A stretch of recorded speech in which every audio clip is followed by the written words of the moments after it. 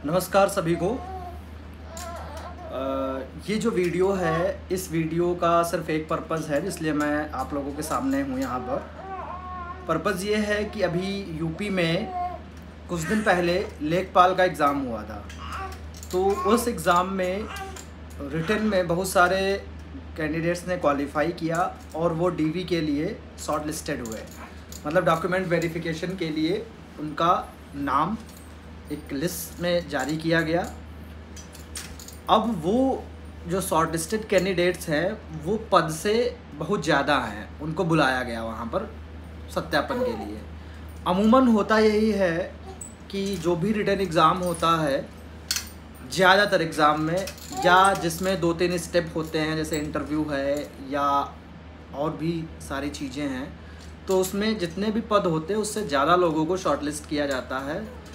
उसका पर्पज़ इसलिए होता है ताकि उसमें बहुत सारे लोग जो गलत तरीके से तो नहीं आए या गलत डॉक्यूमेंट लगा के नहीं आए, उनका तो चयन नहीं हुआ, तो इसी बेस पे वो ऐसा करते हैं। तो यहाँ पर मेरे बहुत सारे छोटे भाई बहन हैं जो उसमें शॉर्टलिस्ट हुए हैं, लेकिन वो सभी लोग अपील कर रहे हैं कि ऐसे कैंडिडेट जो या तो कहीं पे नौकरी कर रहे हैं, मतलब जो लेखपाल की जो नौकरी है उससे ज़्यादा ग्रेड पे की नौकरी या तो वो कर रहे हैं या उसमें चयनित हैं और उनका मान लो ज्वाइनिंग आने वाली है, तो ऐसे लोगों से अपील है कि वो लोग डीवी स्किप करें, डॉक्यूमेंट वेरिफिकेशन को स्किप करें। इसलिए कि ऐसा करने से क्या होगा कि आपके जो छोटे भाई बहन हैं जिनके आपसे कम नंबर हैं, अगर आप स्किप करोगे तो उनको मौका मिलेगा नौकरी का। और होता ये है कि नौकरी आजकल के दौर में मिलना थोड़ा सा मुश्किल है। तो अगर आप ऐसा करेंगे तो ये एक उन लोगों पर एहसान होगा और डायरेक्टली या इनडायरेक्टली कहीं न कहीं आप पुण्य के हकदार बनेंगे, क्योंकि एक व्यक्ति को नौकरी मिलना, उसने किन परिस्थितियों में तैयारी करी है, कैसे वो वहाँ तक पहुँचा है, किन हालातों से गुजरा है, तो अगर उसको एक नौकरी मिलेगी तो उससे वो प्लस उसका पूरा घर गुलजार होता है। तो मेरा ये अनुरोध है आप सभी लोगों से, ऐसे लोग जो चयनित हैं कहीं ना कहीं, मतलब मैं उनकी बात नहीं कर रहा हूँ जो चयनित नहीं है। ऑब्वियसली जो चयनित नहीं है उनको तो नौकरी चाहिए, लेकिन होता क्या है कि कई ऐसे लोग होते हैं जो ऑलरेडी कहीं नौकरी कर रहे होते हैं, फिर भी वो फॉर्म भर देते हैं ये दिखाने के लिए कि देखो मैंने 3-3, 4-4 नौकरियां पाई।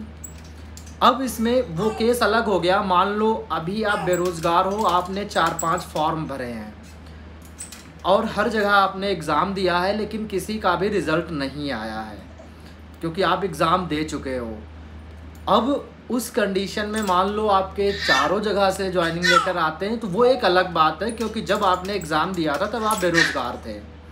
लेकिन नौकरी पर होते हुए या नौकरी आपकी लग चुकी है उसके बाद ऐसा करना, वो थोड़ा सा मुझे उचित नहीं लगता है। हालांकि लोकतांत्रिक देश है, आप चाहे जो कर सकते हो, कई सारे एग्ज़ाम में बैठ सकते हो, लेकिन अगर सिर्फ इसलिए आप कर रहे हो, सिर्फ ये दिखाने के लिए कि मैंने 4-4, 5-5 नौकरियां पाई हैं, तो मैं ये कहना चाहूँगा कि आप लोग थोड़ा सा अन्य लोगों का अगर ख्याल करेंगे तो होता क्या है कि भले ही आपको लगता हो कि आपने कोई बड़ा काम नहीं किया या आप डीवी स्किप कर देंगे, तो जिनको नौकरी मिलेगी आपकी जगह पर, वो कैसे उनको पता चलेगा कि आपने उन पे एहसान किया है, ये भी थोड़ा रहता है।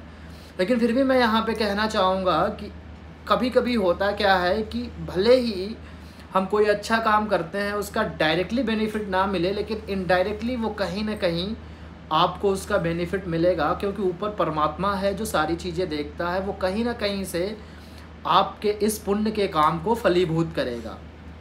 तो बस मेरा यही एक विनम्र निवेदन है, जैसे कि कई लोगों ने मुझसे बोला कि सर आप अगर ऐसा वीडियो बना देंगे तो हो सकता लोग इसको थोड़ा सा सीरियसली लें। जैसे कि इसमें बहुत सारे लोगों ने मुझे मैसेज किया तो मेरा उन लोगों से ही कहना जिनका सिलेक्शन हो रखा है कहीं ना कहीं, मतलब उससे ऊपर के पद पे। अगर आप उससे नीचे के पद पे हैं तो ऑब्वियसली हर आदमी प्रोग्रेस करना चाहता है। आप जिस पद पे हैं उससे हायर पद पे जाने की कोशिश करेंगे, वो एग्ज़ाम देंगे। लेकिन हाँ, अगर आप ऑलरेडी हायर किसी पोजीशन पे हैं और सिर्फ इसलिए आप एग्ज़ाम दे रहे हैं कि आपको सिर्फ़ और सिर्फ नौकरी अपने खाते में जोड़नी है, तो इसको ना करें। किसी अन्य भाई बहन की मदद करें इस तरीके से। तो बस यही मेरा कहना है। चलो इसमें तो ठीक है, मान लो एक नौकरी मिलती है। कई सारे ऐसे लोग हैं जिनको मैं जानता हूं जो फर्जी का एग्ज़ाम देते रहते हैं।